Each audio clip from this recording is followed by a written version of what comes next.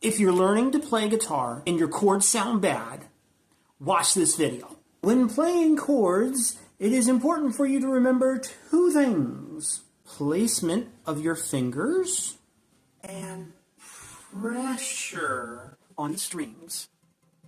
We want to make sure that our fingers are close enough to the metal frets that make a good contact with the strings.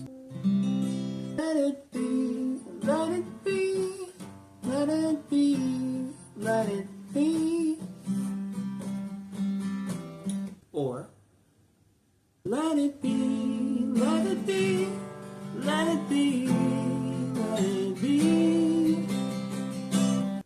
If this video has helped you out, feel free to give me a follow and send a like.